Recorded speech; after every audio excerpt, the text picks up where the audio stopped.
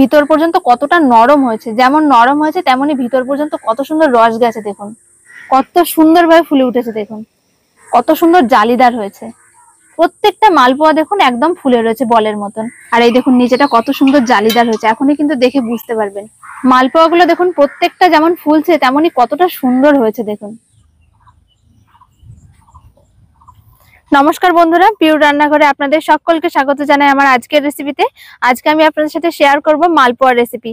একদম দোকানের মতন নরম তুলতুলে ফুলকো আর রসে ভরা মালপোয়া কি করে বানাতে হয় সেটাই আজকে আপনাদের সাথে শেয়ার করব, আর খুব সহজভাবে করে দেখাবো, সঠিক মাপ সহ, যাতে আপনারা একবার বাড়িতে চেষ্টা করলেই করতে পারেন, কোনো সমস্যা না হয়।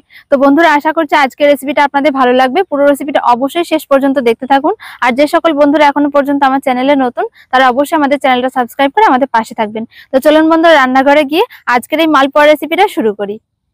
মালপোয়া তৈরি করার জন্য প্রথমে আমি ব্যাটারটা গুলে নেব। আর এই মালপোয়ার ব্যাটারের জন্য কিন্তু একটা সঠিক মাপের দরকার। তার জন্য একটা বাটি কিংবা কাপ নিয়ে নেবেন, তাতে করে মেপে সমস্ত উপকরণগুলো দেবেন। তাহলে দেখবেন মালপোয়া তৈরি করতে কোনো সমস্যা হবে না, একদম দোকানের মতন হবে। মালপোয়ার ব্যাটার তৈরি করার জন্য আমি এরকম একটা বাটির 2 বাটি ময়দা নিয়ে নেব প্রথমে। আর ময়দাটাকে এরকম একটা চালনি দিয়ে চেলে দেবো। চেলে দিলে ময়দার ভেতরে যে গোটা গোটা ভাবগুলো রয়েছে সেগুলো একদম মিহি হয়ে যাবে, আর ব্যাটারটা দেখবেন খুব সুন্দর হবে।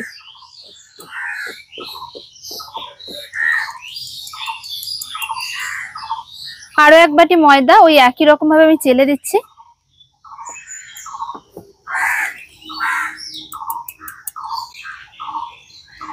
আর এই মাপগুলো কিন্তু অবশ্যই একটু ঠিক করে নেবেন। যদি মাপ ঠিকঠাক না হয় তাহলে দেখবেন মালপোয়াগুলো ঠিকঠাক ফুলবে না। 2 বাটি ময়দা দেওয়ার পর যে বাটির মাপ করে আমি 2 বাটি ময়দা নিয়েছিলাম, দেখুন ঠিক সেই একই বাটির মাপ করে আমি 1 বাটি সুজি নিয়ে নিয়েছি। মানে যতটা ময়দা ঠিক তার হাফ সুজি দিতে হবে। এবারে ওই একই বাটির মাপ করে আমি এখানে হাফ বাটি চিনি নিয়ে নিয়েছি, চিনিটাও দিয়ে দিচ্ছি ওই একই সাথে। আর এখানে নিয়ে নিয়েছি 5 টাকা প্যাকেটের 1 প্যাকেট গুঁড়ো দুধ, এই গুঁড়ো দুধটাও দিয়ে দিচ্ছি। এটা দিলে কিন্তু স্বাদটা অনেকটা ভালো হয়। যদি মনে হয় দেবেন, আর যদি মনে হয় না দেবেন তাও কিন্তু না দিলেও হবে। আর এখানে দিয়ে দিচ্ছি খুব সামান্য একটু লবণ।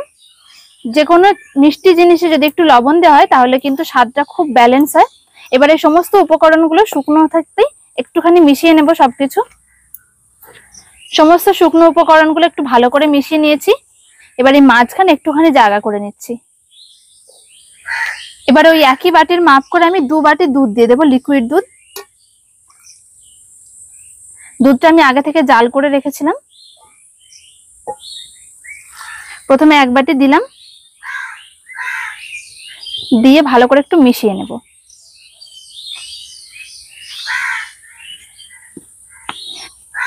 দেখুন 1 বাটি দুধ দেওয়ার পরে ঠিক এরকম হয়েছে। আরো দুধ লাগবে, ওই একই বাটির মাপ করে আমি আরো 1 বাটি দুধ দিয়ে দিচ্ছি।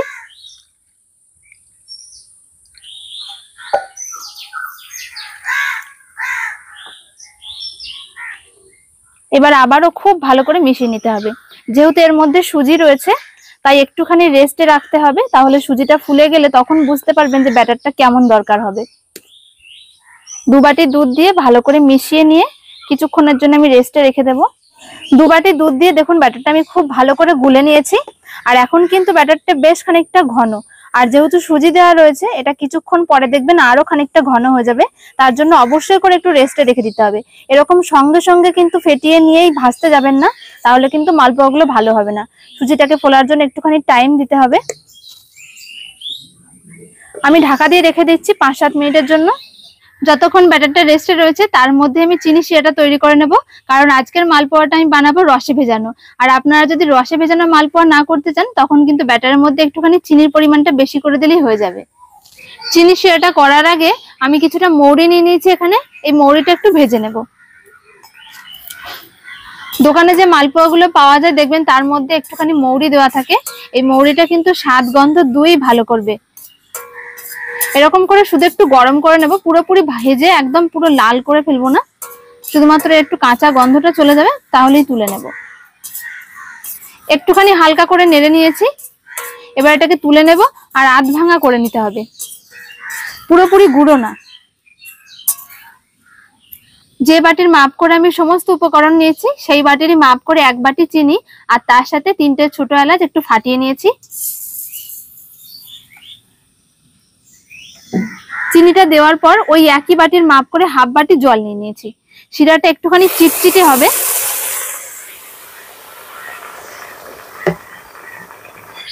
চিনিটা গলে গেছে আর খুব সুন্দরভাবে শিরাটা তৈরি হয়ে গেছে। আর এই শিরাটা তৈরি হয়ে গেছে কি করে বুঝবেন? কোনো একতার কিংবা দুতার হবে না, শুধুমাত্র শিরাটা এইভাবে একটুখানি হাতের মধ্যে নেবেন, দেখবেন একটা হালকা তেল তেলে চিটচিটে ভাব আসছে। যখন এরকম চিটচিটে ভাব আসবে তখনই বুঝবেন যে শিরাটা পুরোপুরি তৈরি হয়ে গেছে। আর বেশি ঘন করলে কিন্তু মালপোয়ার মধ্যে একবারই রস যাবে না। শিরাটাকে নামিয়ে নেব। যতক্ষণে মৌরিটা ভেজেছি আর চিনি শিরাটা তৈরি করেছি তার মধ্যে কিন্তু ব্যাটারটাও খানিকটা রেস্টে রাখা হয়ে গেছে। এবার এই ব্যাটারটার মধ্যে আরো খানিকটা দুধ মিশিয়ে আরেকবার গুলে নিতে হবে। কিছুক্ষণ রেস্টে রাখার ফলে ব্যাটারটা দেখাচ্ছি, দেখুন কতটা ঘন হয়ে গেছে। সুজিটা যেহেতু ফুলে গেছে তার জন্য কিন্তু প্রথমেই একবারে দুধটা দিলে চলবে না। যে বাটির মাপ করে আমি 2 বাটি দুধ দিয়েছিলাম ব্যাটারের মধ্যে, দেখুন ঠিক সেই বাটিরই মাপ করে আমি হাফ বাটি দুধ আরো নিয়ে নিয়েছি। এবারে এই বাটির দুধটা থেকে অল্প অল্প করে দুধ দেব আর গুলাতে থাকবো। এরকম ভাবে পরে যদি দুধটা দেওয়া হয় তাহলে বুঝতে পারা যায় যে ব্যাটারটা ঠিক কেমন হচ্ছে। আর প্রথমে যদি বেশি দিয়ে দেওয়া হয় তাহলে ঠিকঠাক বোঝা যায় না, কোনো সময় বেশি পাতলা হয়ে যায় বা বেশি মোটা হয়ে যায়। তাই একটু একটু করে অল্প অল্প করে দেবেন আর এইভাবে মেশাবেন, দেখবেন একদম ঠিকঠাক তৈরি হবে।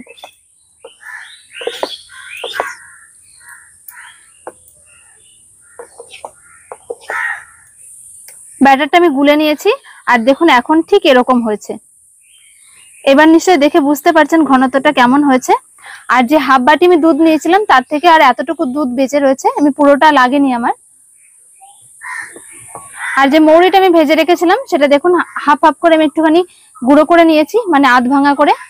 এই দেখুন একদম আধ ভাঙা করে, কোনোটা হয়তো একটু গোটা রয়েছে বা কোনোটা একটু আধ ভাঙা রয়েছে। এরকম করে দিলেই কিন্তু বেশি ভালো লাগে, একবারে গুঁড়ো করে দিলে কিন্তু ভালো লাগবে না।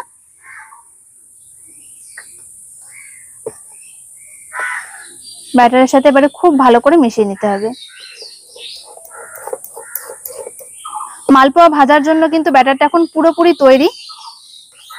খুব বেশি কিন্তু গাঢ় করলে দেখবেন মালপোয়া গুলো খুব একটা ভালো ফুলবে না, আবার যদি খুব বেশি পাতলা হয়ে যায় তাহলেও দেখবেন একদম চেপে যাবে। মানে খুব একটা বেশি যেমন ফুলবেও না, তেমন কিন্তু যদি ফুলে তাও দেখবেন ওপর থেকে ফেটে যাচ্ছে আর খুব একটা ভালো হবে না। এবারে মালপোয়া গুলো ভেজে নেব। তবে মালপোয়া গুলো ভাজার জন্য কিন্তু তেলটাকে খুব ভালো করে প্রথমে গরম করে নিতে হবে। তারপরে যখনই তেল গরম হয়ে যাবে আঁচটাকে মাঝারি করে দিতে হবে। তারপরে এক এক করে মালপোয়া গুলো ভাজতে হবে। তেলটা খুব ভালো করে গরম করে নিয়ে আঁচটাকে মাঝারিতে করে দিয়েছি। 1 হাতা ব্যাটার নিয়ে ঠিক মাঝখান বরাবর দিয়ে দেব।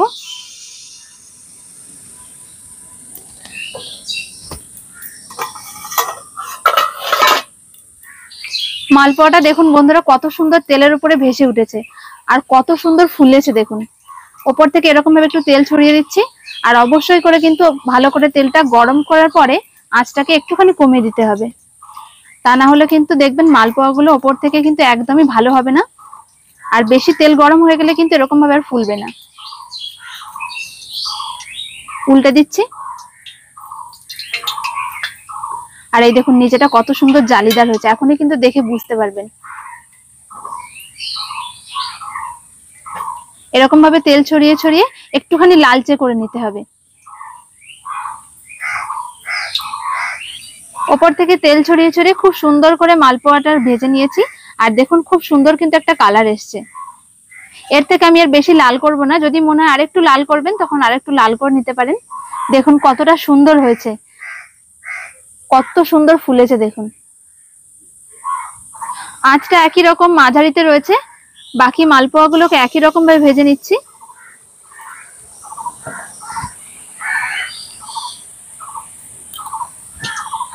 মালপোয়াটা দেওয়ার পর নাড়াচাড়া করার কোনো দরকার নেই, এটা দেখবেন আপনা হতেই তেলের উপরে ভেসে উঠবে।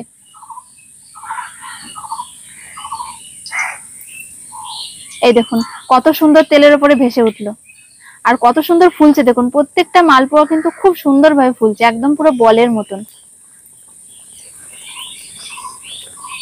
অনেক সময় দেখবেন মালপোয়া ভাজার পরে ওপর থেকে ফেটে যায় আর হাওয়াটা বেরিয়ে যাওয়ার ফলে দেখবেন মালপোয়া গুলো কিন্তু চুপসে যায় একদম। এটা কিন্তু সেটা হবে না, অনেকক্ষণ পর্যন্ত দেখবেন এরকমই ফুলে থাকবে। এই মালপোয়াগুলো দেখুন খুব সুন্দরভাবে ফুলে উঠেছে, আর এরকমই লালচে লালচে করে ভেজে নিয়েছি। মালপোয়াগুলো দেখুন প্রত্যেকটা যেমন ফুলছে তেমনই কতটা সুন্দর হয়েছে দেখুন। বাড়িতে মালপোয়া ভাজতে গেলে দেখবেন অনেক রকম সমস্যা হয়, হয়তো মালপোয়া ফোলে না কিংবা নরম হয় না। তো এরকম ভাবে বাড়িতে আপনারা বানিয়ে দেখতে পারেন, একদম সঠিক মাপ দিয়ে করে দেখিয়েছি, তাহলে দেখবেন মালপোয়াগুলো কিন্তু এরকমই সুন্দর হবে। আর 4-5টা মতন আমি ভেজে নিয়েছি। এই 4-5টা মালপোয়া আমি এবারে চিনি শিরার মধ্যে দিয়ে দেবো, আর 1 থেকে 1.5 মিনিট মতন এইভাবে দিয়ে রাখতে হবে, তাহলে দেখবেন খুব সুন্দরভাবে রস ঢুকে যাবে। এরকম ভাবে 4টে আমি ভেজে নিয়েছি, আর 4টে মালপোয়া দেখুন কতটা সুন্দর হয়েছে, একদম পুরো ফুলকো ফুলকো, আর একটাও কিন্তু এরকম ভাবে চুপসে যায়নি, প্রত্যেকটা ফুলে রয়েছে। চিনি শিরার মধ্যে আমি দিয়ে দিচ্ছি, আর এইরকম ভাবে ডুবিয়ে আমি 1-1.5 মিনিট মতন রেখে দেবো, তার মধ্যেই কিন্তু খুব সুন্দরভাবে রসটা ঢুকে যাবে।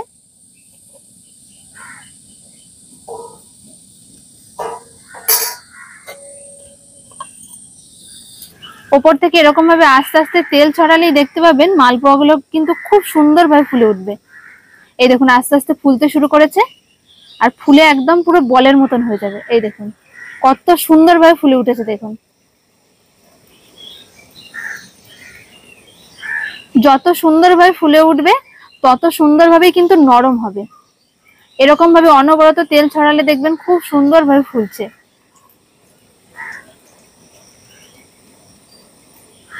মালপোয়াগুলো আমি একদিকে ভাজছি আর একদিকে রসের মধ্যে চুবিয়ে রেখেছি। তো যে মালপোয়াগুলো আমি ভিজিয়ে রেখেছিলাম সেগুলো প্রায় 2 মিনিট মতন ভিজে গেছে। এবার ওই মালপোয়াগুলো আমি চিনি শিরা থেকে তুলে নেব। 2 মিনিটের মধ্যেই দেখবেন খুব সুন্দরভাবে রস ঢুকে যায়। 1-1.5 মিনিট মতন ভিজিয়ে রেখেছিলাম, আর দেখুন দেখে বুঝতে পারবেন কিন্তু খুব সুন্দরভাবে চিনি শিরাটা ঢুকেছে। একটুখানি রসটা ঝরিয়ে নিচ্ছি, কত সুন্দরভাবে চিনির রসটা ঢুকেছে দেখুন। সবকটা মালপোয়া তুলে নিয়েছি, এবারে আরো 2-3টে এরকম ভাবে চিনির রসে ভিজিয়ে দেব। কত সুন্দর ফুলেছে দেখুন। চিনির রসে দেওয়ার পরে এরকম ভাবে এক পিঠ একটুখানি উল্টে চারিদিকে একটুখানি রসটা লাগিয়ে নিতে হবে। এই দেখুন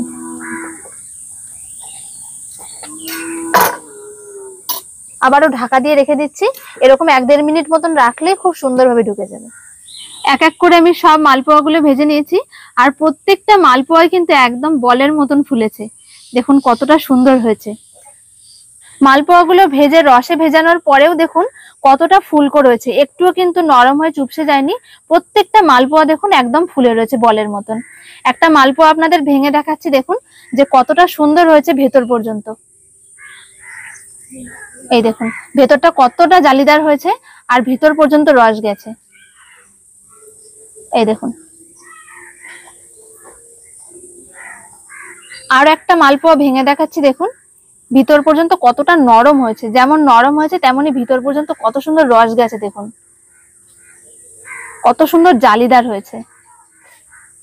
মেলার তলায় কিংবা মিষ্টির দোকানে দেখবেন হামেশাই কিন্তু এই মালপোয়াগুলো পাওয়া যায়, আর এই মালপোয়াগুলো আমাদের কিন্তু অনেকেরই খুব পছন্দের। আর এই পছন্দের জিনিসটা এখন খুব সহজে আপনারা বাড়িতে তৈরি করে নিতে পারবেন। সঠিক মাপ সহ যদি করেন তাহলে কিন্তু মালপোয়াগুলো ঠিক এরকমই সুন্দর হবে। তো বন্ধুরা, আশা করছি আজকের এই মালপোয়া রেসিপিটা আপনাদের সকলের খুব ভালো লেগেছে। ভালো লাগলে অবশ্যই লাইক শেয়ার কমেন্ট করবেন, আর আমাদের চ্যানেলটা সাবস্ক্রাইব করবেন। দেখা হচ্ছে পরের ভিডিওতে। সকলে ভালো থাকবেন, সুস্থ থাকবেন, ধন্যবাদ।